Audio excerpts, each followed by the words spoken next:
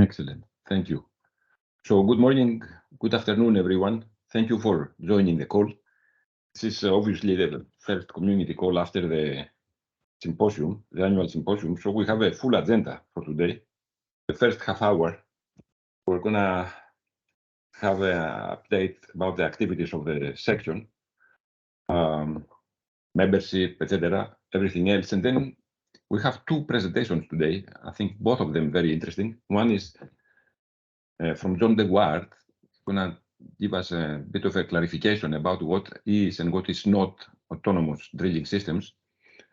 And the second presentation, 9:30 or so, by Matt Isbell, he's gonna present an overview of the paper that he presented last week at the drilling conference, which I thought was very well done and very interesting, and many people in the community here will be interested to see that work.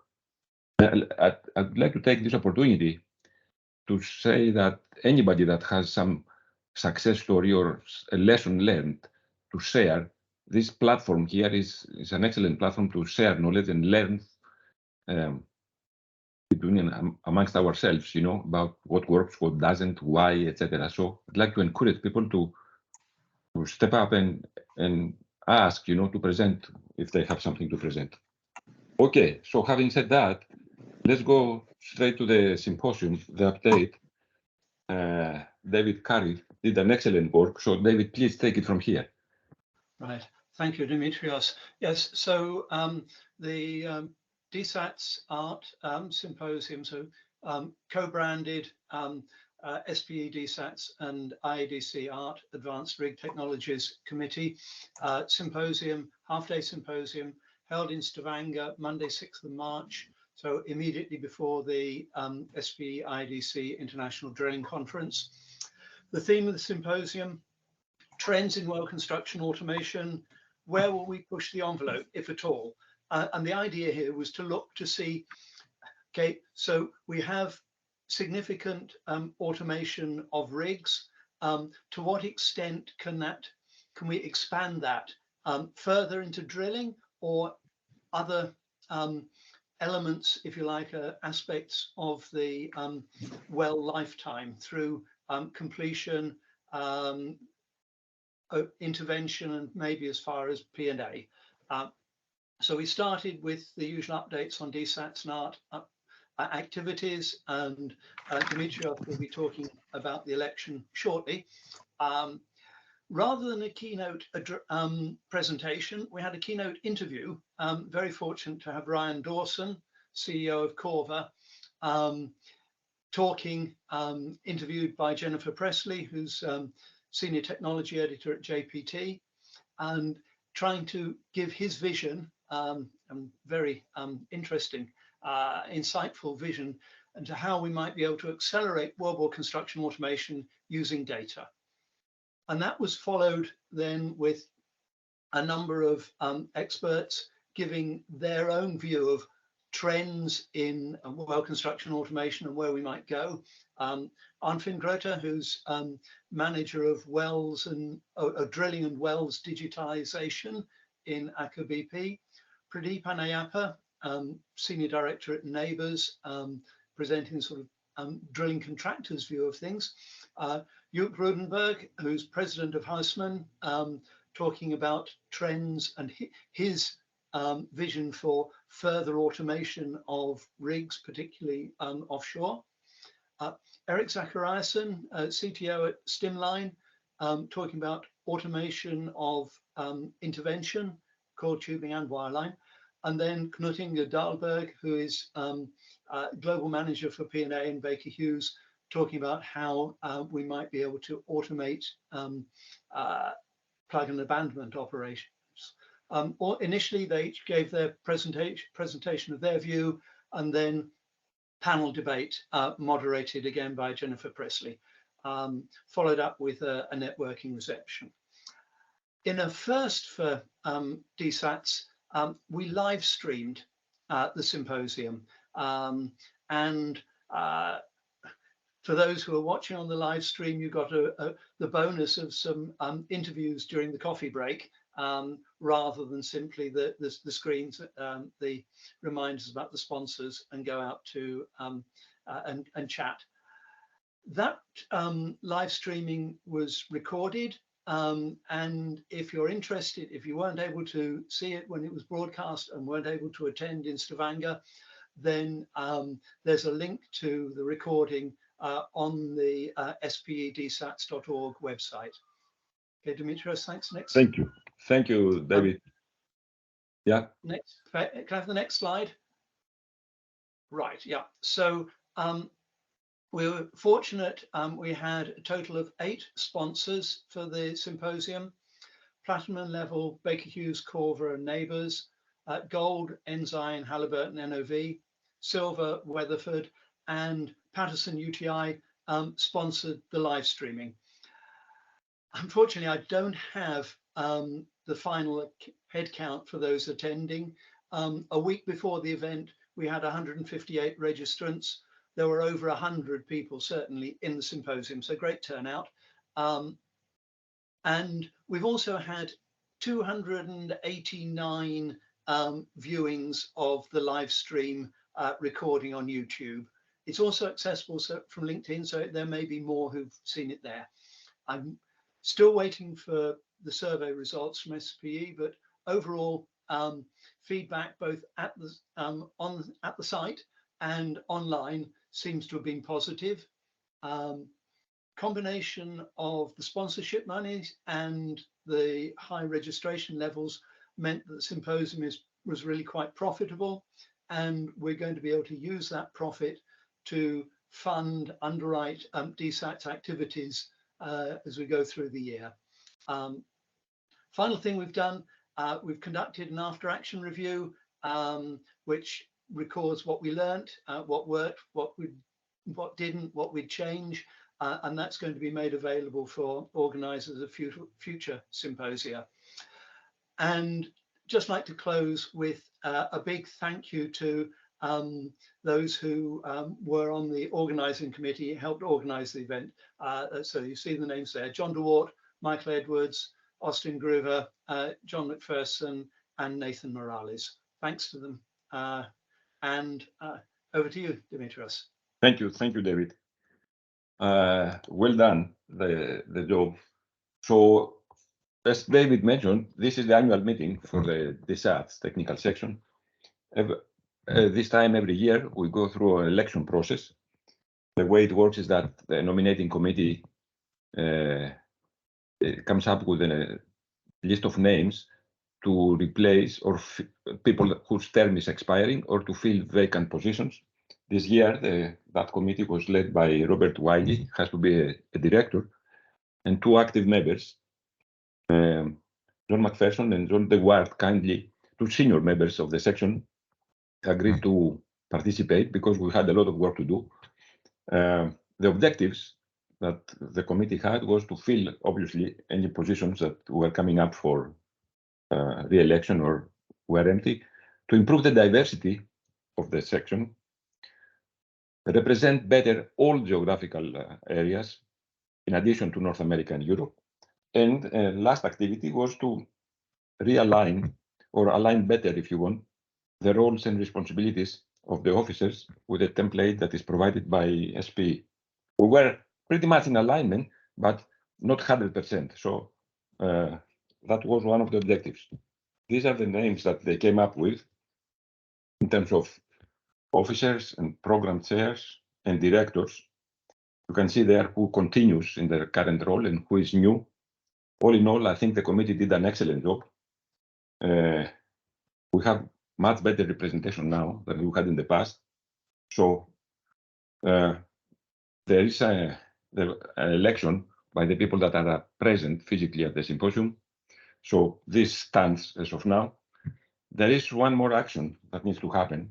As I mentioned, there was an alignment in the roles, and also parallel to that, we had some small updates to the bylaws and the constitution of the section. So John DeWart had done a lot of work. Again, the objective was to align with as much as we can with SPE's guidelines. The bylaws and the constitution were approved by the outgoing set of directors and officers. But for the constitution, you need to get an approval by the membership. So right now, as we speak, we're trying to open this up on the website so people can vote online, even if they couldn't be at the symposium. And that is about to be released. So in the next week or so, it's going to be out there. So please go ahead and visit the sp-dsats.org website. If you haven't registered, register, and you have the opportunity there to vote. It's going to be open for 2 weeks. And at the end of that period, we're going to see how many votes we got, what were approvals or no. And that will ratify, let's say, the changes to the constitution.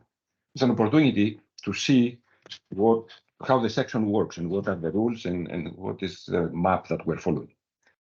Excellent. So the next item is about the update about the membership. I'm not sure if we have Deep here online. Maybe not. I can give that update. So these are the charts with how the membership numbers compare to last year.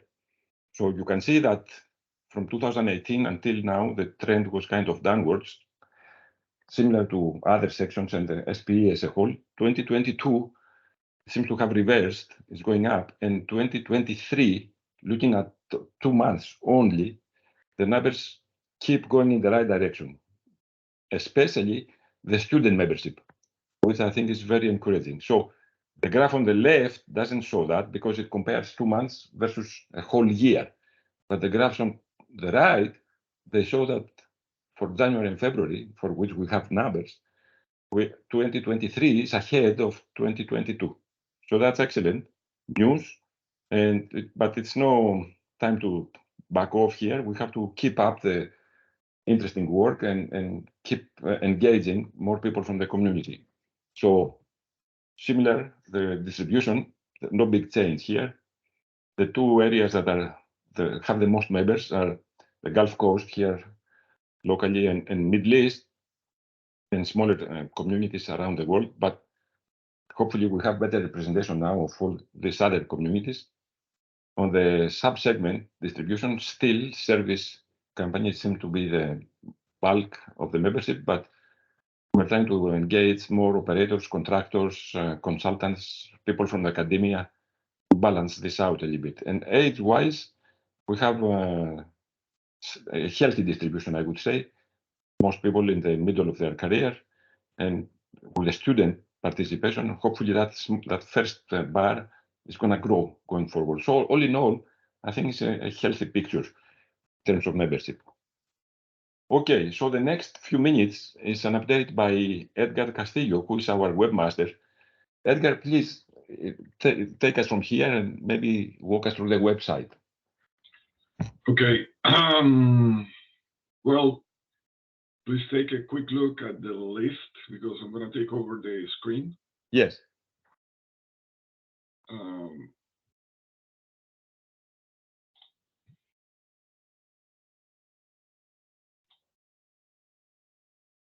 You want me to stop sharing or you want to comment? No, I take it over.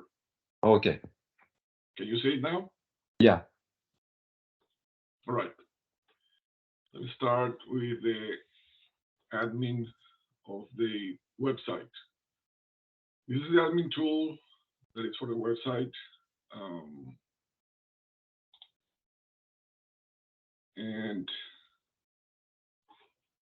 here you have a general view of all the details that have been happening in our website, sessions, unique visitors, etc., etc. And not going into much detail, you can see that we have a fair amount of activity lately. You can compare with other periods and so on. But all in all, you can see the numbers are being good. That's one thing that I wanted to show here, and I'm going to show you the functionality in the website itself later. Another thing is to show you how little we have been spending on this. This is for just allowing us to use the domain per year, less than $10.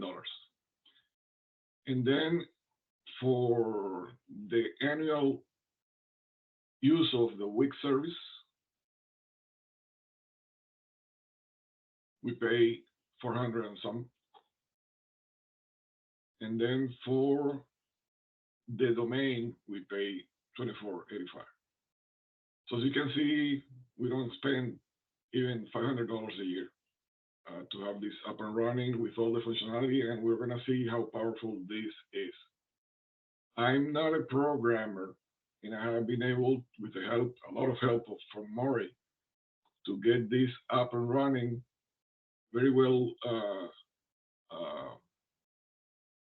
done easily. A lot of functionality, even it seems like more than what we had in with the SPE standard web page. So I want to show you here. I'm not logged in, and I want to show you several things that you can do. And after, I'm going to show you what can be done when you log in.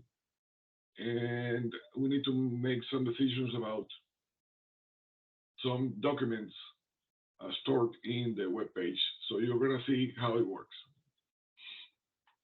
So as you can see, we have here the coming events. If you click on any of them, it takes you to the respective web page.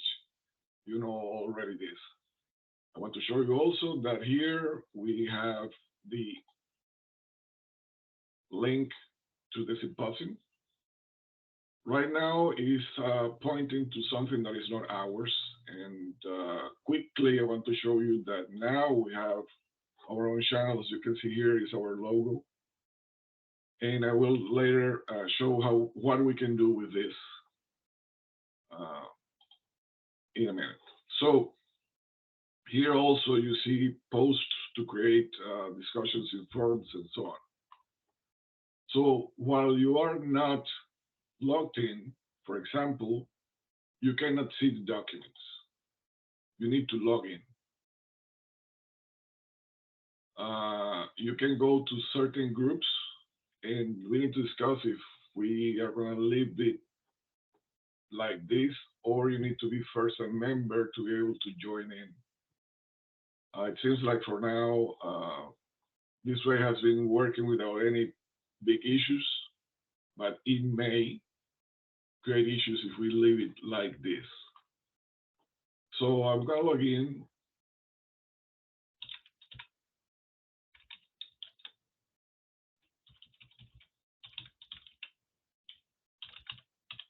About 5 more minutes, Edgar.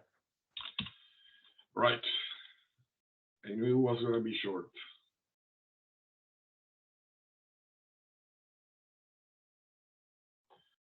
Now there's this one that wasn't there, and this is one of the things I wanted to show, especially for the voting that we want from members only.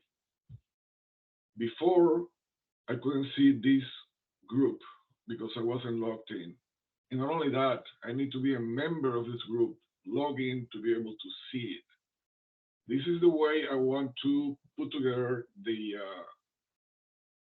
voting for exclusive groups. And you can create any type of now I don't remember here how is it the polls here. I forgot how it's done right now, but you create it here, and as soon as you create it here and you post it, it sends an email to the members to come and vote.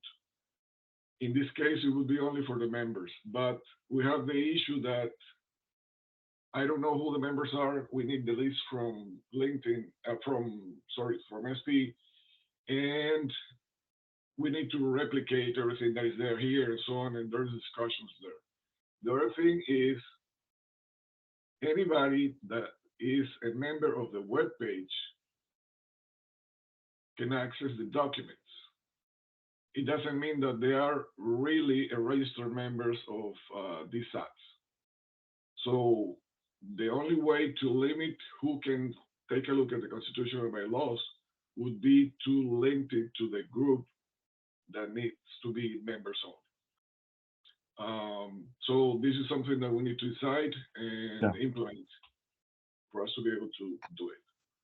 Now, quickly, the website.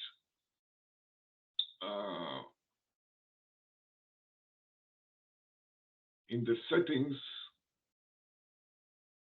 no, it's not in the settings, sorry.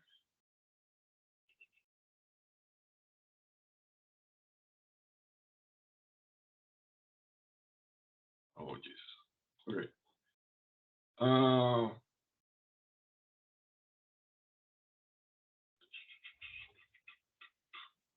You're talking about the YouTube channel we're trying to create, Edgar, correct?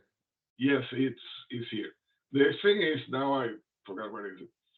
The thing is, here we can place our own videos, we can link to different ones, and we can do several things. But we need to add the original video, and it can be any length.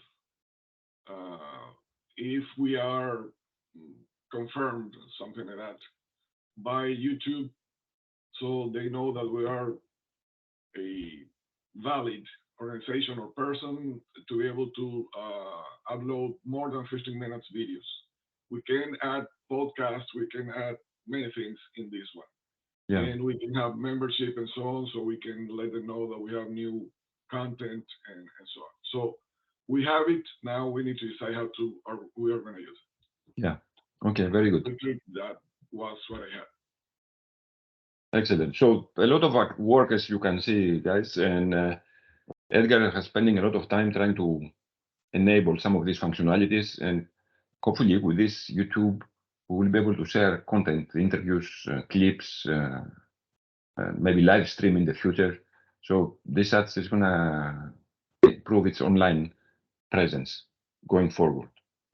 Edgar, thank you. Let me go back to the presentation then. Sure. All right. So you can see here a summary of what Edgar just described. Feel free to visit the website and explore and register, which is the important thing. And soon the vote will open for approving the updated constitution. All right, so let's move on the next section. Hey, good morning, everyone. Austin, yeah, thank you, Austin. Yeah, go ahead, please. Yeah, this is Austin Groover. Wanted to give a quick update on our upcoming symposium in October. So I guess the most important thing is that we received confirmation that our symposium event was accepted on March 7th. So I want to say thank you to everyone who helped put together the proposal and talk through what we wanted the symposium to be. I think there was some excitement from the SBE team on what we had put together, and of course they accepted it. So that was the first step. Just a reminder to everybody, the title of it is going to be the Automated Drilling Collaboration and Networking Event, the latest regarding digital twins, geothermal, AI, and risk. The bulk of the symposium, I guess the bones have been planned, but now we need to get down into finalizing some of the event details. So really the next step, we need to land on our panelists. We got some good recommendations from the committee that was helping me organize previously. We just need to make a final decision and start reaching out to those panelists. There's a few things logistics wise that we need to button up, and then of course get sponsors. So to do all this, I don't want to do this in isolation. I certainly can, but would prefer to, again, work with a committee just to make sure that everybody is on board with what we're planning. So I'll be reaching out to the team that helped put together the proposal, but I also wanted to mention if there's anybody else who would like to be part of that planning process, do feel free to send me an email, and I'd be happy to add you to the group. the goal would be to finalize planning sometime in July and really start doing a heavy marketing campaign sometime in August. I think one of the lessons learned from this last symposium was, heavy marketing. We feel like contributed to the attendance success that we had, and we certainly want to follow that up with a really good event in October. So that's all I had. If anybody has any questions, I'll open up the floor. Thank you, Austin.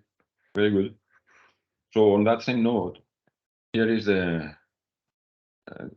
some additional activities, let's say, or events for the section. We have every year, we're given a few spots for webinars and SP lives. These are the spots that we have for this year. One of them, we had one that happened in a couple of them that happened in January. The next one is on May 22, where Eric Caillou from Stavanger is gonna talk about the work that is going on in the drilling data quality and uncertainty group. And then we have 3 more spots that are open. You can see there 1 SP live and 2 webinars. So there are some ideas, but nothing firm, finalized yet. If someone has something to share, this is an excellent platform to share your work. Please get in contact with me or any other officer, and we can coordinate. There are a couple of activities. There is a forum at the end of April here in Galveston. There is a workshop yesterday and today in Kuala Lumpur for people. Some people are visiting there, I know, on automation. So there are some events over the year. I think we're right on time for the next section of this community call. It's an technical update by John DeWard on autonomy. So John, please stop sharing. You bring up your slides and you take it from here. Okay, let me.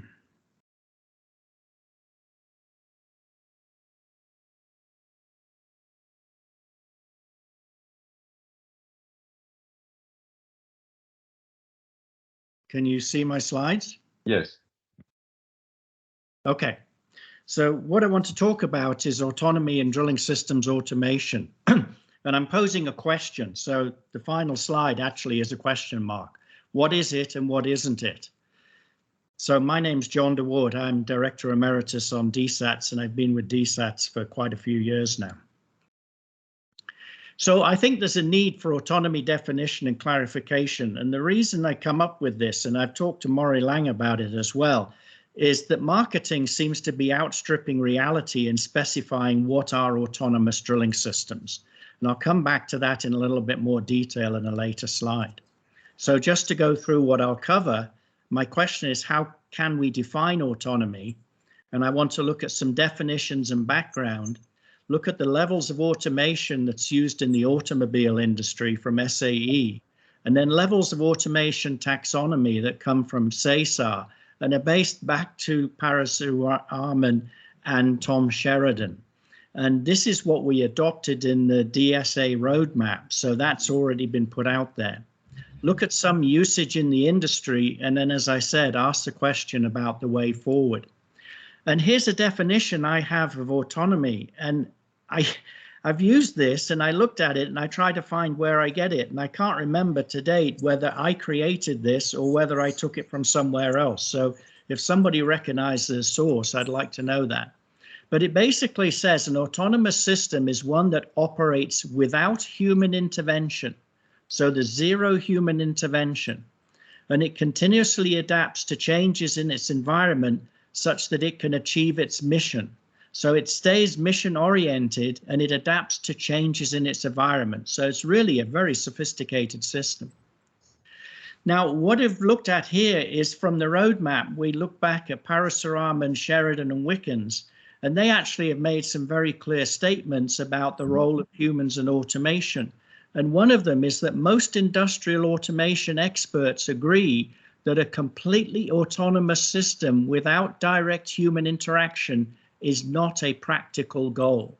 So basically, these human factors experts are saying we won't get to fully autonomous systems. And then there's the Sheridan's 10 levels, which he actually republished as 8 levels. And when I talked to Tom Sheridan about this, he said you need to have enough granularity to distinguish between the various levels. So whether it's 8 or it's 10, he doesn't really push it one way or other. 8 was the later version. And it starts out, as I think most people know, that humans must do it all. And at the top level, it ignores the human. So the computer selects the method, executes the task, and ignores the human. The computer's doing everything. Besides the 10 levels, there are these stages of cognitive function interaction between humans and automation. This was published by Parasuraman and Sheridan. And it says that the first stage is to acquire the information. And here they've put some subheadings as to what acquiring includes. Analyzing and displaying the information, and then deciding the action to take, and then implementing the action. Now I'd like to jump to some, this slide is the one that Tom Sheridan published back in 2012 when he was looking at the next gen air traffic control system. And what you can see is that he took the 4 cognitive functions of acquisition, analysis, selection, and implementation, and he mapped 2 different systems. System A, which has lower levels of automation, and system B that has high levels of automation. And I think what's interesting here is it did not get to the top level of automation. So this is the next gen air traffic control system which he was working on or consulting to. And then I'd like to pull some lessons from NASA Ames. We were very fortunate in 2016 that DSATS had an event with Alonso Vera giving a keynote speech for an hour. And he comes from NASA Ames. He's the human factors leader of NASA Ames research. Now, at the time, his slides were not released, but I've discovered recently that he actually released 2 presentations, and you can watch them on YouTube. One from October 2016, which covers exactly the same topics he covered for us. And those are actually posted on his LinkedIn profile. And one of the things he talked about was generative adaptive expertise. And one of the things he said is that Toyota is replacing some robots on the factory floor with humans. So humans were coming back in the loop.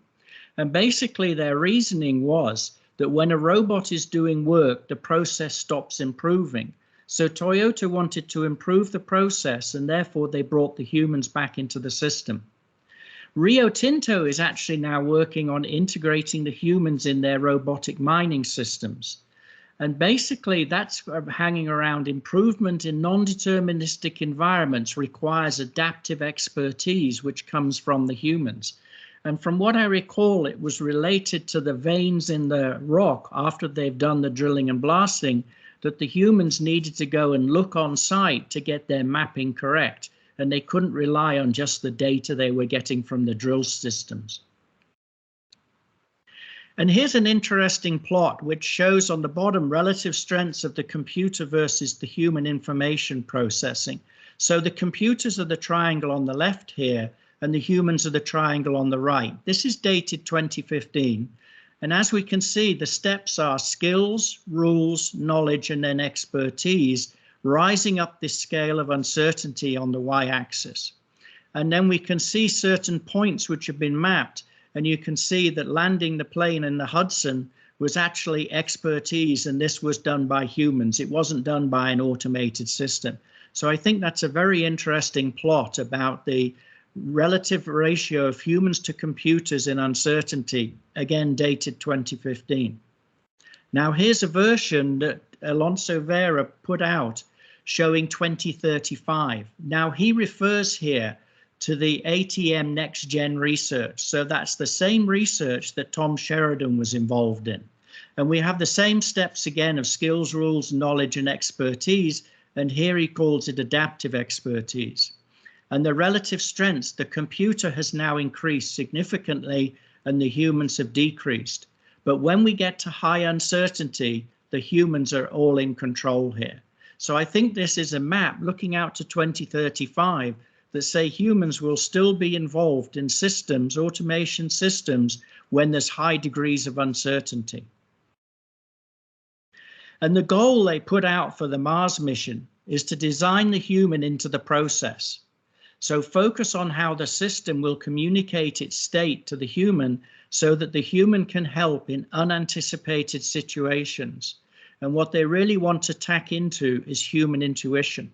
So even with a mission like the Mars mission, they're still looking at having humans in the process. And then autonomy in non-deterministic environments. And I think this is very relevant for drilling because we can say that we are in a non-deterministic environment. The Mars rover, its autonomy only acts over 5 to 25 meters. Again, I've taken this from Alonso Vera's presentation. And then the challenge for self-driving cars, which people use the word autonomous, is in the last 5%. What is the role of the humans in these control centers and what information do they have? So there's issues about pure autonomy in those. And then the need for the system to communicate with the humans. And then putting humans in context. As Alonso said, most of the pilot's information comes from his rear end. So he's sitting in the seat flying the plane. And when something happens, it's back to good old human operation. And final thoughts in his presentation was humans will remain important components of complex systems. So they're looking at complex systems at NASA Ames, and I think that we're looking at complex systems with drilling systems. And as such, we might heed his warning here to view it that humans will remain important components and look at how the humans play in those future automation systems. Use human adaptive expertise as much as possible. And again, for high degrees of uncertainty, this is what we need to have. And the human perceptual system as much as possible with interactions with the big data sets. And then he had a couple of other points relating to this. So I want to look quickly at SAE, who published their driving levels of automation. And this is it. So it's SAE 0, level 1, level 2, level 3, level 4, level 5. And level 5 is highly automated. But actually, it's interesting, they do not use the word autonomous anywhere in this slide. It's levels of driving automation to high levels where the automobile is driving and there's no steering wheel, no pedals. It's a design totally for the automation. So this is one way to describe levels of automation, and it's related to automation. Another way is what we put into the roadmap that we adopted from CESAR. And CESAR is a single European sky air traffic management research. And Luca Save, who was the HF guy on that, gave us this taxonomy, which we then asked his permission to use because we believe that the linkage of pilots with air traffic control is very similar to the linkage of the driller with remote operations. So like I say, we put it into the roadmap, and I believe some people have started to use it. And this basically takes Sheridan and Parasubramanian's work a step further. Now, we have to look here that actually the higher levels of automation are at the bottom and the lower levels at the top. So this is inverse to the way that Sheridan plotted it. But again, we have information acquisition, analysis, decision and action selection, and action implementation. And what's interesting is that in acquisition analysis, it only goes to the level of full automation support. It does not go to full automation action or analysis. Here at decision, action selection, and action implementation, we get to these high levels of automation. So full automation of action sequence. Each of these boxes actually has a large descriptor related to it that is published in the roadmap. So anybody wanting to go and dig into these and say, what does this high level title suggest or include, then you can go and look at the roadmap and read it. So key issues in transitioning to these higher levels, which we published previously.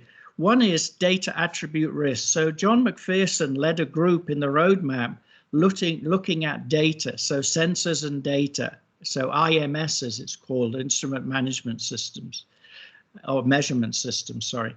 And they came out with data attributes that are required for automation. So it's not just quality, it's things like latency, frequency, etc.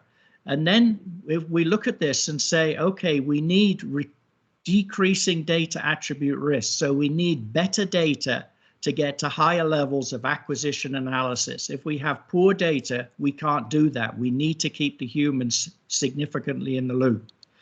And then if we look at operation uncertainty, the lower the uncertainty, the higher the level of automation that we can achieve in the drilling process.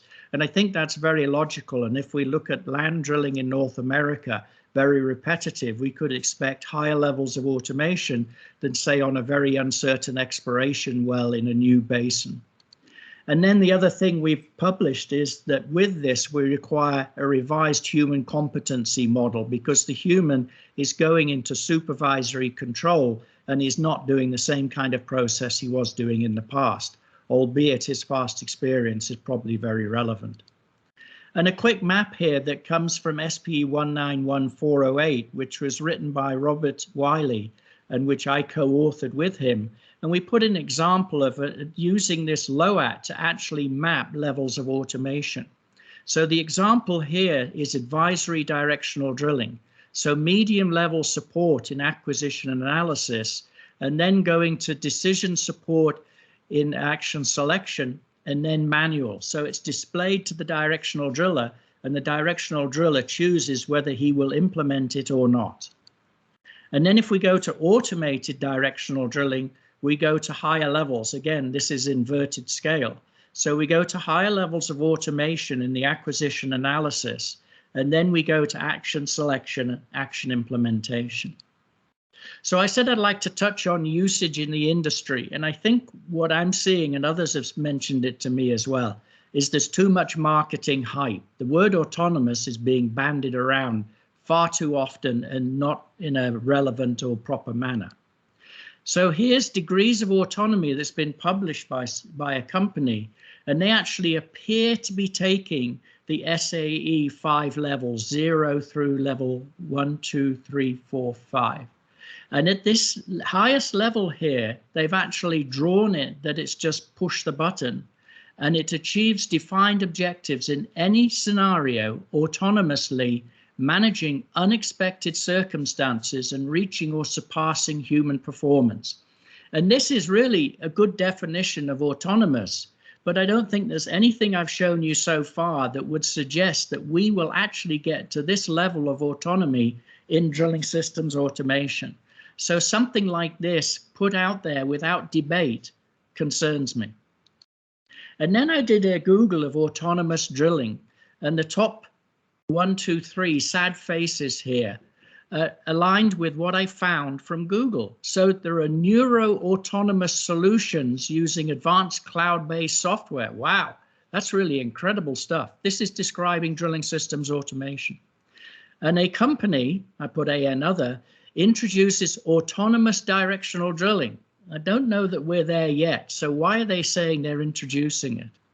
And then World Oil had an article which was quite incredible. It said an autonomous BHA means fewer directional drillers. An autonomous BHA would mean 0 directional drillers, not fewer. So fewer directional drillers with the word autonomous doesn't match. And then I just saw yesterday a publication, came across an email from drilling contractor, which actually said autonomously automates pipe connections. And I just wonder how you autonomously automate them. It seems a bit strange. The one that gets the smiley face is a particular company that actually has a so-called fully automated drilling rig.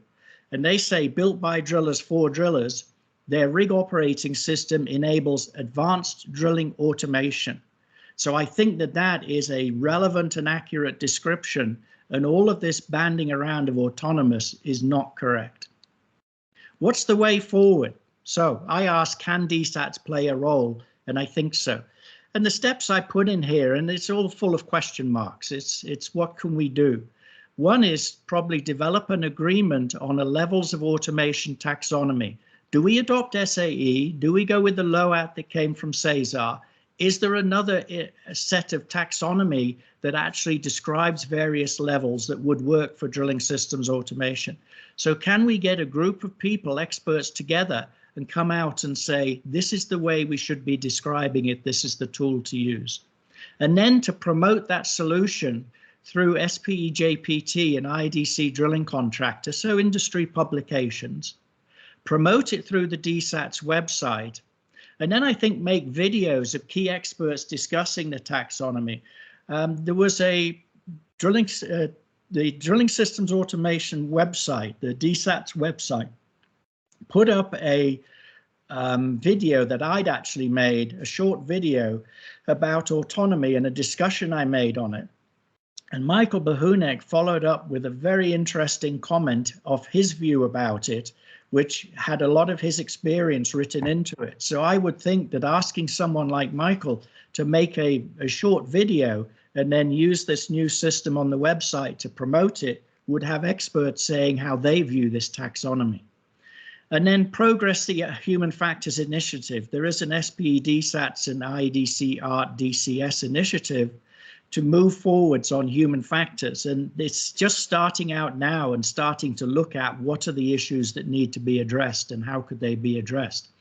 And one of the things that came out of the recent DCS meeting was the human factors expert from BP who made a presentation suggested that the first step could be to develop a guideline to assess humans with automation.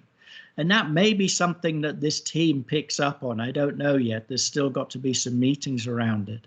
But if they do, then is taxonomy part of the solution? And I would probably say yes, because a good taxonomy actually is a way to describe the human interaction with the automated system.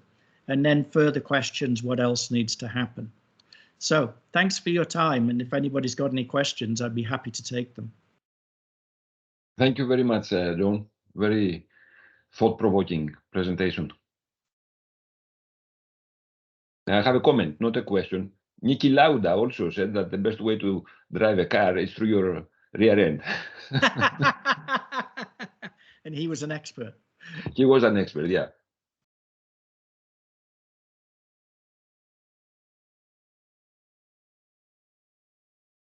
Any questions for John from anyone, guys? Comments, thoughts?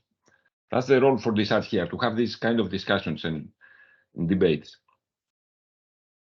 This is John.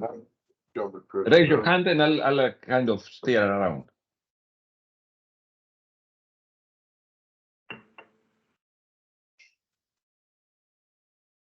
Austin, go ahead, please. I was just going to ask if you could share the slides, John. Yeah, I think I can. What I want to do is to double check with Alonso that I'm using his slides with permission. Like I said, I referenced that there are 2 YouTube videos of him making the same presentation. So I think there's no issue. But yeah, I'd be happy to do it, and we'll probably do it through the DSATS website. Thank you. John? Oh, no, that was a really good summary, and I enjoyed it. And I particularly like the slide on autonomous levels. I think it's really worthwhile to sit down and just come up with a really brief definition, like you say, could be a new LOAT, I don't know, but saying, hey, basically uncertainty, autonomy with uncertainty is really doesn't apply. The level of uncertainty we have on our industry, we're not going to get to autonomous systems easily. We might be able to have partially autonomous, but we'll still have a degree of supervision if we're. That's a good presentation. I enjoyed it. Thank you. Thank you, John. Matt? Yeah, John, I would appreciate your thoughts. In terms of the drilling and wells interoperability standards, where do you see the subject matter you presented playing into that? Interesting question. I don't know that they're looking at levels of automation. They're focused mostly, from what I know, on interoperability. I mean, Eric Cailleur's on here, and he may be able to answer that question far better than I can. I understand what they're working on. I'm curious what your opinion is about the levels of taxonomy and the definition of autonomous. How does that interact with what our standards, interoperability standards could be? I think if they start to look at the levels of automation, having an agreed taxonomy is the way to map it. So that's how I would see that. I don't know that they're actually, I haven't seen anything from them where they're actually looking at the levels of automation.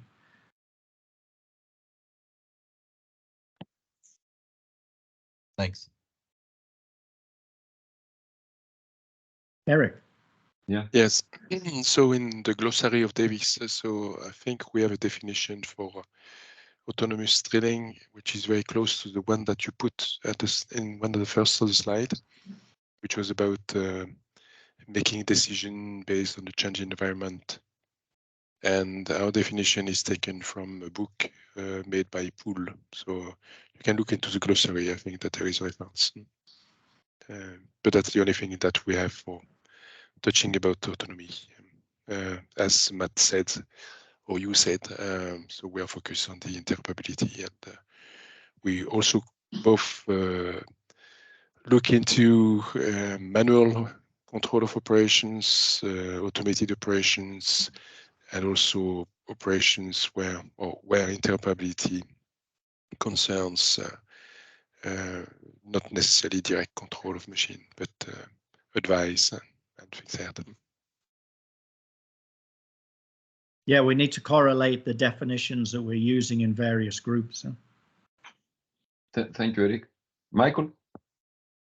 Yeah, thanks, John, for stitching me up for a web. But I think you bring up, obviously, again, John, some salient points here, especially I'll say we're kind of in a spurt of growth in terms of what people can now provide at the rig site. And clarity is required here because I think it's important. I remember going way back when, it's kind of similar in a way to when with the multilaterals, right? Just getting our definitions around what was level one, I mean, each level, what it really was, and the description of that, and setting that helps the communication between folks and some clarity. So even just as a taxonomy to have conversations around what is provided in terms of automation, I think it'd be very useful for us to have and have on our website as a touchstone. Thank you. Thank you, Michael. I think Mark Anderson had some comments about autonomous dishwashers. Mark, you want to say something?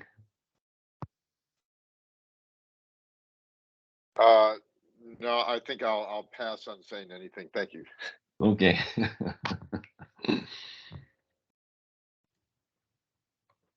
All right. I think that was very interesting, John. Thank you. I appreciate the time. See if you can get clearance for the slides, and then we can share this content.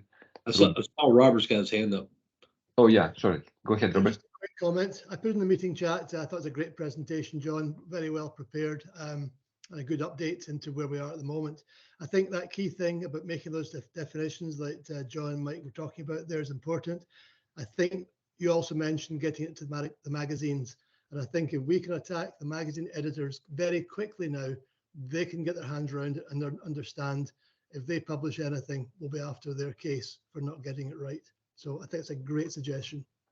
Yeah. Thank you, Robert. Excellent. Very good. So we're a few minutes ahead of time. If there are no more questions, I think we can switch now to the second presentation that we have planned for today by Matt. John, thank you again. Very, very interesting, very insightful. Matt, if you can take over the screen, the floor is yours. All right. For those of you who were in Stavanger, I'll try to throw in some new information to keep you entertained. So this is a paper that we put together, my co-authors and I, really from a practitioner viewpoint. You know, we're certainly not the first ones who have broken down the drilling process in the way that we've done, but I mean, with all of the talk about drilling automation and the process control, we wanted to do a paper that, you know, illustrated what you could do using this approach and, you know, kind of the power of the approach. So we'll talk about, you know, a case study and some of the outcomes and the conclusions from it. So, this is really about learning from an analyst, / practitioner viewpoint. When you're an analyst looking at a run, right, you're typically focused in at a very high level of detail. The little 10-second snips of data. So, we tend to kind of live down there in the number one, where we're focused at a very high resolution. And then as we learn, we try to, take the system redesign piece. So the BHA designs, the motors, the bits, and put that into, a system perspective. And obviously, the higher up you can push this and, toward a body of knowledge, the higher value it is, especially if you can sustain it. So, with our goals of eliminating variation, right, using automation and reducing uncertainty, enhancing performance, right, and basically learning and scaling very rapidly, we wanted to take a diverse group of wells and take it through this process and see what we could come up with. So, any kind of a downhole analysis, you have to have downhole instrumentation. This is a high-end tool that has all kinds of capabilities that we really didn't use. I mean, it can do certain channels that up to 20 kilohertz, but we really don't have a good way of dealing with that kind of data, right? So most of our data was substantially lower than that. We did 1,000 hertz for the accelerometers and magnetometers, and then around 100 for most of our load management. But at any rate, this is the tool we used. It sat back behind the motor, so we would have good observation of the drilling mechanics.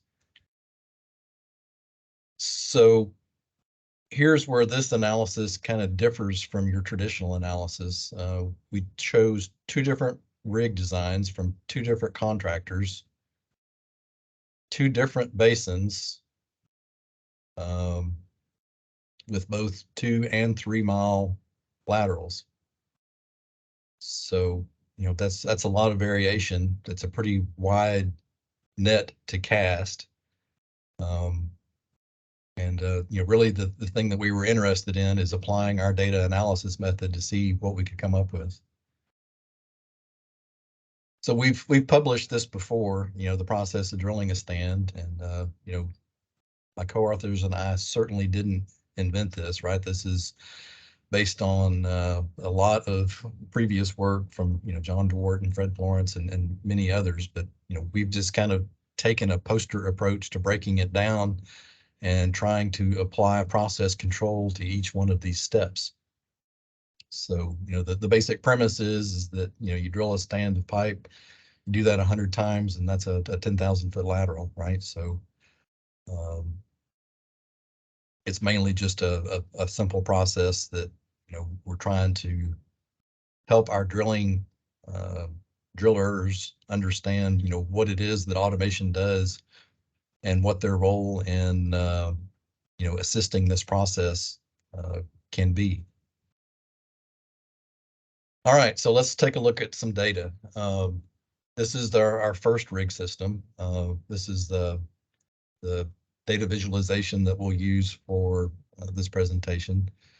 So over there on the left is an idealized block position, right? This kind of shows the generic practice. And then off to the right shows the actual channels. So the first column there is the bit status, on and off bottom, surface hook load, and then the block height. And the second column, rotary speed, surface and downhole, weight on bit, surface and downhole, torque on bit, surface and downhole, differential pressure, surface and downhole. Bob is bending on bit, and since this measurement sub is actually up above the motor, it's technically not the bending on the bit, right? It's more the bending on the motor in the MWD. Then we have a couple of columns of accelerometer data, one in RMS, one in raw.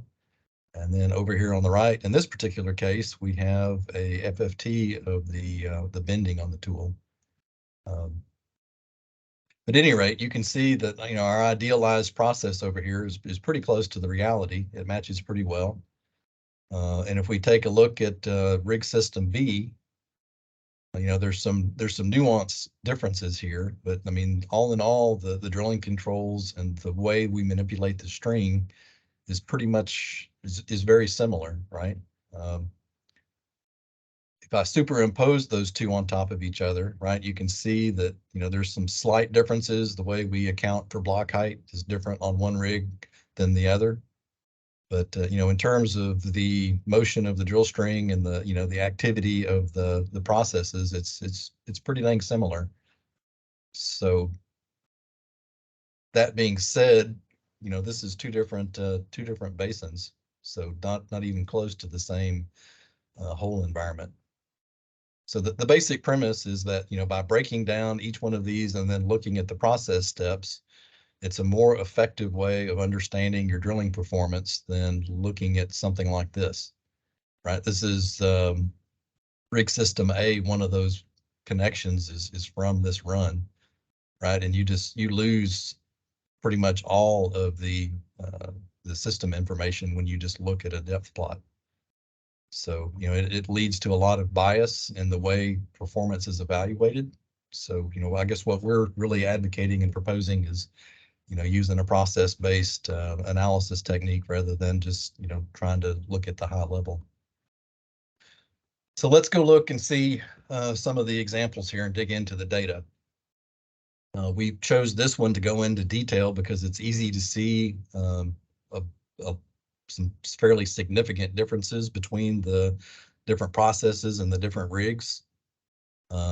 We found differences in all of the steps, right? But the drilling dysfunction piece of it enters into it, where I think this one is a little bit easier to illustrate. So I'm about to show you 3 little snippets. One of them is Rig B in West Texas. One of them is Rig A in North Dakota, and then Rig A in West Texas.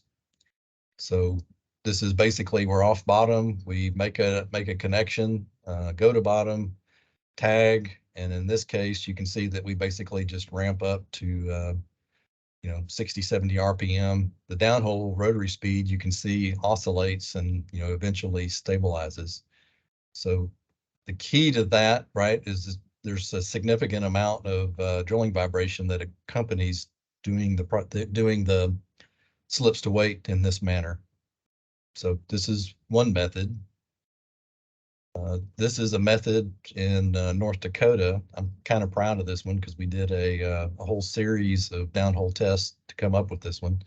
You can see that we don't fix the stick slip oscillation, right? You see, a ramp up to 25 RPM and it oscillates pretty much the whole time, and then a ramp up to 50 RPM and it pretty much oscillates the whole time, right? But it does it with much lower vibration than the previous slide, right? So this is what's possible by using the downhole data to understand, what the mechanics are and then applying it. You can see that we use these gigantic time steps before we ramp up, and that we put that in there so that we would have kind of a generic practice that we would apply over the entire course of the lateral. You can imagine, comparing the beginning of the lateral to the end of the lateral, that the system startup and stabilization time, the time constant for it is a lot different. But there's still a lot of opportunity there to optimize that process. So now we're looking at Rig A in West Texas with a single step. And again, you see the bounce up, not as bad vibration, but you still see it. So these are the types of nuances that you see differently in the different rig operations. And it looks to us, as we analyzed it, that it has way more to do with the drilling conditions in the borehole than it does the particular process that the rig is following, right? Because it's very similar. So I'm sure you did the math. If we were to go through all 3 examples for 6 different process steps, we would be here for more than 20 minutes, right? So we'll just kind of hit the high levels to show you some quick system images. The transitions are probably the most interesting. So here's one. You can see the previous startup step where there's a beautiful oscillation and decay there. But on this one, we're focusing on the rotary drilling stage. Both of these applications, it's common to take surveys on bottom. So you begin drilling process, and you're rotary drilling until the survey pulses up, at which point you make a decision about your directional drilling instruction, right? So you can see on this one that, vibrations and everything are nice and controlled. The more significant vibration actually occurs at the startup than it does during the rotary drilling process.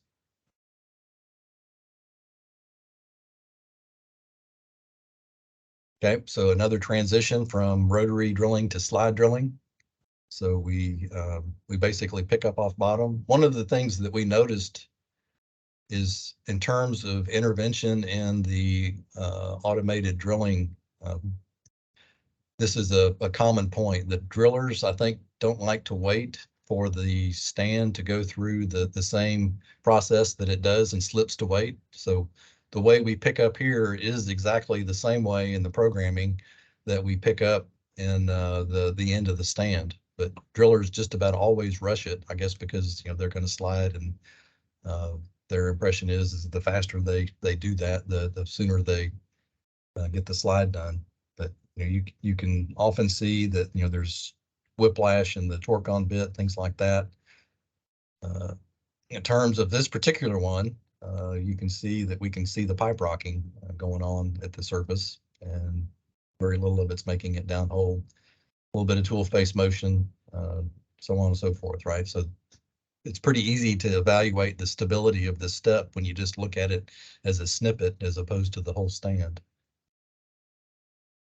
Slide drilling, in this case, you have the pipe rocking going on, you have the automated sliding, a nice smooth tool face with very little disruption. This is a beautiful slide. Again, easy to evaluate slides if you look at them in that way. Another transition, slide drilling to rotary. On this one, you can see a nice backlash when we pick up and start rotation, and then the decay. A little bit of vibration, which really isn't surprising, right? Because you're rotating the BHA in the trajectory you just created when you were sliding.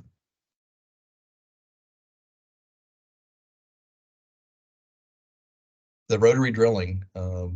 So this one had some interesting artifacts in it, right? You see a couple of stick slip events that in this case happened because we didn't really pick up off bottom that high. And so we're starting to rotate the motor and the BHA in the curved section of hole that we just created. One of the interesting things that we consistently saw is this higher bending as the instrumented sub went through the whole trajectory that we had created. This is a drilling limiter that we all know exists, but we seldom think about it, right? So you can see that the vibration and everything is also proportional to that bending. So, in our studies, we went through and found that the only thing it takes to control this is just a little bit of controlled ROP as the motor is clearing the slide. Of course, this stretch of rotary drilling at the bottom is the time that the driller wants to drill the fastest, right? So you have two competing goals there. One to minimize vibration at the drill string, and the other to maximize ROP.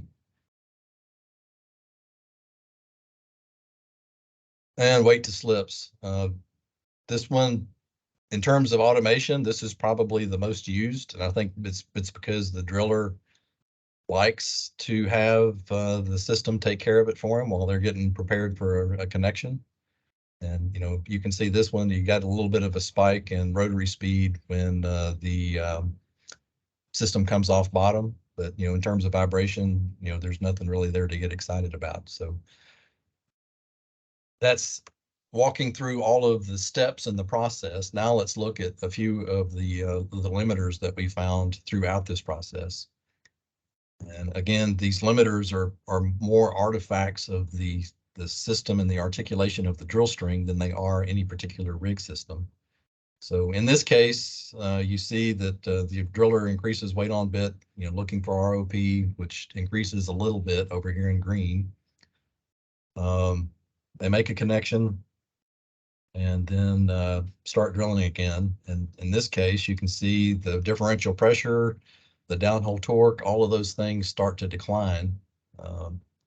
And then all of a sudden we see a bunch of bending as the motor goes through a dog leg that was just created in this rotary drilling interval. So you can conjecture what caused this, whether it's a hard streak that deflected the BHA, some sort of formation anisotropy or whatever. But one thing we can say is that yes, it caused higher vibrations, higher bending loads. And this is an example of a limiter that you just can't see from surface. Right, something obviously significant happened, but there's nothing to indicate it at surface.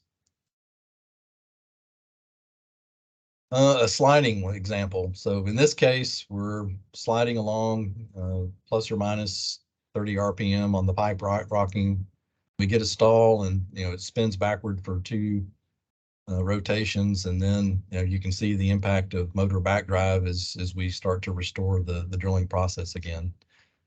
The motor backdrive haunts us at different times, right? You can see that, this is a really significant both weight on bit and torque on bit pulse that accompanies each of the MWD pulses, as well as it has a resulting impact on the tool face, right? And again, this is something that is not really evident at surface. If you were to look at the surface tool face, right, you would just know that it changed from close to 0 degrees to maybe 30 or 45 degrees, because there's nothing that indicates the stall and the subsequent wrap up. So that's one that we're still busy figuring out. The another example is this one is pretty much a close-up of the motor backdrive. So you can see the pressure pulses from the MWD on the signal here, and then the resulting changes in tool face. It seems to act as a trigger in most cases for a weight on bit change, which of course drives a torque change, which of course drives a tool face change. So friction management in the lateral was one of the key things that we identified that we'll want to explore. So here's another example. I didn't present this in Norway, so I wanted to, but the wrong presentation came up. This is an example where we activated the agitator, right? So this FFT of the mud flow pressure over here kind of shows when we activated the pressure pulses, and you have a very pronounced pressure pulse where you didn't have it before. So here's 2 slides to compare. If you look at it from the high-speed tool face, right, you see kind of a fuzzy signal. So we probably had some sort of high-frequency vibration going on there. Not particularly unstable, but definitely a little bit of wag in there. After we activate it, the tool face is definitely steadier. But, if you look at the differential pressure, the ROP, the amount of weight, the amount of weight actually dropped on the subsequent slide. So, I guess we can say the friction reduction tool is doing what it was intended to do. But, while it may have kind of improved tool face marginally, it didn't really have an impact on your ROP or how the system was being operated. So one of the things that we came to realize as we were doing this work is that we've automated all the easy stuff for the driller. Sliding is probably the key example of that. The driller is using at least 3 different automation systems, right? The automated pipe rocking, the auto driller, and the automated quill adjustment that determines the tool face adjustment, right? There's a bunch of other stuff that's going on in terms of the lube program, the hole cleaning, the other things that impact this, right? But if you just think about the friction state, the automation, especially for the tool face adjustment, won't work if the auto driller system and the pipe rocking system isn't set up well. So, what tools do we have to help the driller with pipe rocking? Well, today the system is that they just turn it up, in terms of the rotary speed and number of wraps until they see tool face changes. And if you think about the drilling system, that's way too much, right? Basically you want the pipe rocking to get down to your friction oscillation tools and not really beyond it. So, you know, I don't think the drillers, I know we haven't trained our drillers on that. Would be curious, you know, if anybody else has. The auto driller is the same thing, right? You can see in both of these cases, they're using very conservative auto driller settings. In the case that we looked at earlier, you know, when we had the stalls and the backward spins, you know, those are moderately higher parameters. So, you know, the parameters definitely do impact how much energy is in the system. And, you know, I guess the thing that we've come to realize is that process stability, you can really only study it using the downhole information. And in terms of improving it, it really comes down to your classic drilling limiter, right? It's going to be how you identify what physical phenomenon you're going to go after, and then what tools can you bring to bear to act on it. So, you know, what we're doing here is we're looking into ways to guesstimate at least an initial pipe rocking starting point that we might be able to use to guide the driller. And, you know, once we have something like that, then we'll start thinking about the auto driller. So at any rate, you know, I think this is an easy way to look at drilling data, and we want to develop more tools for the process control piece of it. You know, measures that say when the process is in control and when it's out of control. And then if you think about this case study specifically, right, that we saw that drill string friction management is a key issue for our sliding. The on-bottom transitions and the stick slip are key things that you know, your practices, as we showed in the very first example of the slips to weight, your practices can address these. The system stability, the tool face during sliding operations, that's a tougher nut since it involves the different systems that we really don't understand how they're interacting. In terms of the tool face stability, you know, there's a whole realm of MWD pressure pulse interaction and motor stalling behaviors that we really don't understand or have a good way to measure other than running downhole tools, which only tell you the fact and after you've downloaded the data and analyzed it a week later.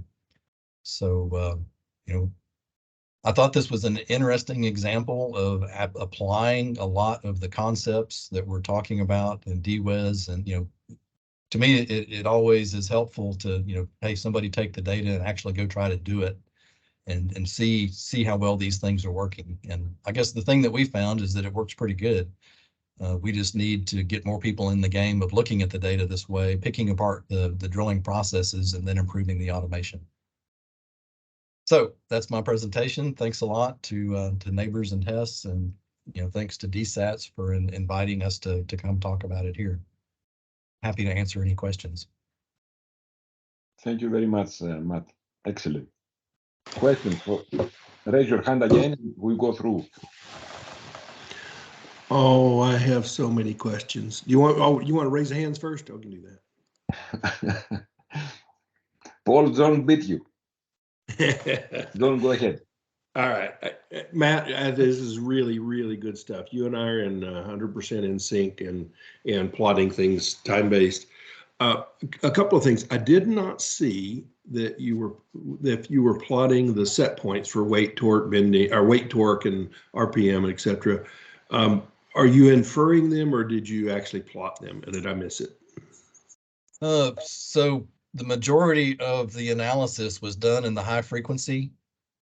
So the set points don't really change, right? Because you're looking at 1 second data superimposed on 1000 hertz or 100 hertz data. So that was, we got lazy and didn't plot the set points, but you can certainly see oscillation around the set points and let's call suboptimum practices managing the set points. Yeah. Well, that was one of the things that it's interesting. We've learned some interesting things that happen, like if the set point is near the ROP, let's say ROP set point, it's near ROP, or it may be 3 times the ROP, and that can affect system stability. And in both cases, you don't actually know how far away you are. So it's one of those. We started plotting those. I would say all the time, but nearly all the time anyway. The other is, and you're going time-based versus foot-based, 100% agree with that. I don't know if you're doing it now or not. We have started plot a stand at a time, more or less, that 100 foot at a time, 90 foot, whatever. We do the stand, we do the go to bottom and then the come off bottom. So you can see all of that in one, and you could flip through 30 stands real quickly and go, "Ooh, this is interesting, this is different," or whatever. And that's true for high-speed data as well. And you can see how you make a connection, and the vibration was there off bottom and stayed for the whole stand, that kind of thing. So I don't know if you're doing those plots per stand or not. Yeah, I mean, that's the basis of the presentation, right? As you look at it on stand by stand basis. We just zoomed in on each particular subset, the process for each stand to make it more obvious, so you wouldn't get distracted. Perfect. Yeah, I kind of figured that. But yeah. One point to your previous comment about looking at the set points. I guess one of the things that we found and saw in all of these is that the main sources of instability are actually during the transitions. Right, we certainly saw our fair share of auto driller oscillation and things like that, but in terms of the drilling vibration and the downhole drilling dynamics, it's the transitions, right, the on-off bottoms especially, that seem to be worst case. I mean, if you go from 5,000 pounds weight on bit to 50 in one step, then you certainly see the same kind of dysfunction. Yep, I agree. Yeah, I agree with that. We've seen the same thing. And slide to rotate transitions, just like going to bottom transitions, all those. Yep, absolutely. Okay. John DeWart. Yeah, hey, Matt, a very interesting presentation. Thanks for sharing it. My question is around hardwire drill pipe. Does this data that you've collected here, does it give you an indication of a value proposition for hardwire drill pipe, or does it not? Of course it does, right? That's the only way you could see it in real time and react to it. The other thing, as an interim step, it also talks more about downhole processing, right? Because things like motor backdrive, that would be simple to identify and pulse up a bit, saying, yeah, it's motor backdrive. So I think it points the way toward how do we improve drilling automation to take account in what's actually happening downhole. Yeah, so one solution would be a downhole automation system that addresses the issues. The other solution would be send the data to surface so the driller can address the issues. Right. Okay, cool. If I can make a comment here, guys. Is there a way, Matt, to find, the corresponding signatures at the surface when all this is happening downhole, and use those signatures at the surface to take control while things are happening without waiting for wire drill pipe or for this data to come up and study it after the fact, So things like motor backdrive, you just can't see it. It doesn't make it, right? And it happens at such a, it's a 1 second interval. And it's none of the MWD systems are set up to diagnose it. Okay. Today. Okay. Good. Nestor, thank you, Matt. Yes, a question about the performance of the bit when you've been drilling automatically.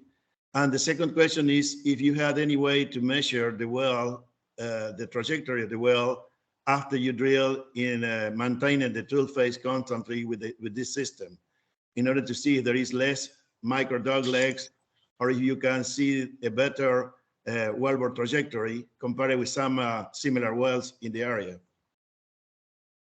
Great question. So we submitted a abstract for another SPE paper where we want to take the bending and the measurements from the instrumented sub and apply that to borehole quality. So we actually had a well where we ran a borehole imaging tool back behind the system, and the bending, as you would expect, right? The bending and everything else does point to borehole quality issues.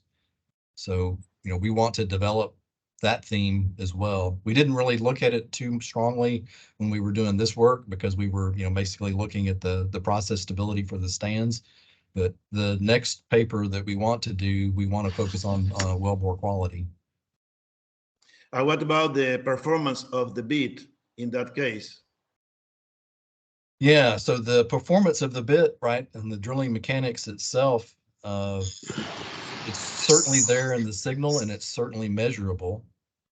It's not something that we chose to focus on for this one since we were more interested in just the interaction and motion of the drill string, right? So we were trying to focus at the string above the motor and the motion there rather than at the bit and the actual drilling mechanics. So it's possible to study it using this tool, but we didn't focus on it for this particular effort. Okay, thank you.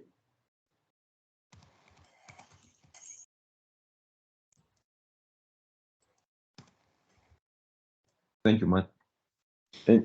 One more question before we go to conclusions?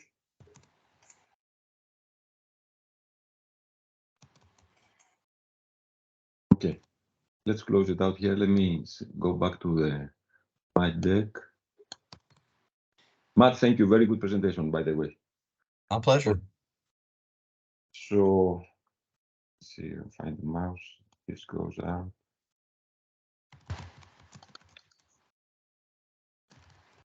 Okay, so just closing out the community call. This is a summary slide that I plan to keep using again and again, so to remind everybody basically what we were trying to do here in DSATS.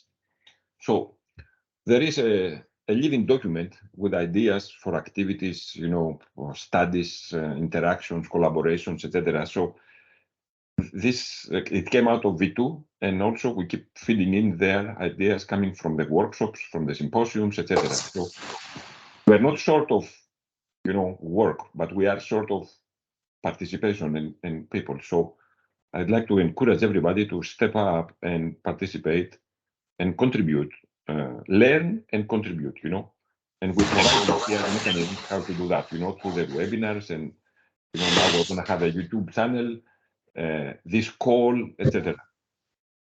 Some of the other bullets going down, you can see some opportunities really going forward, how we can use the technologies that we're working on in other applications, and also how we can benefit in what we are doing from other applications and new disciplines, and bringing new talent.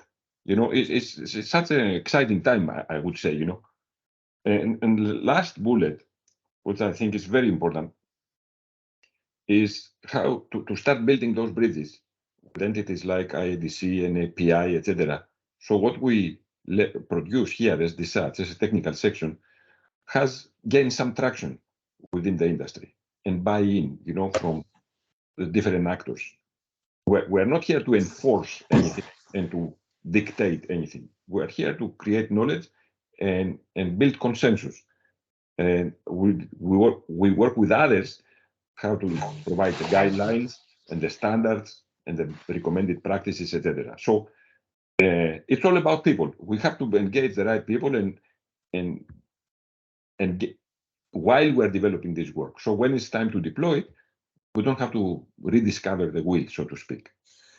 So that's, and I will keep bringing those points up, So from today, the takeaway points: visit the website to explore and to cast a vote about the updated constitution. Use these platforms that are available to share your success stories or lesson learned. Engage and contribute to the ongoing activities. And we're always open to ideas and suggestions how to facilitate interaction, knowledge sharing, and achieve the goals of the section. And with that, that's the last slide. Thank you for everybody for their time. If there is any comments or suggestions, please don't hesitate. Reach out. You can write to me directly or to any other officer. And I look forward to the forum in April and the next call in May. Thank you very much.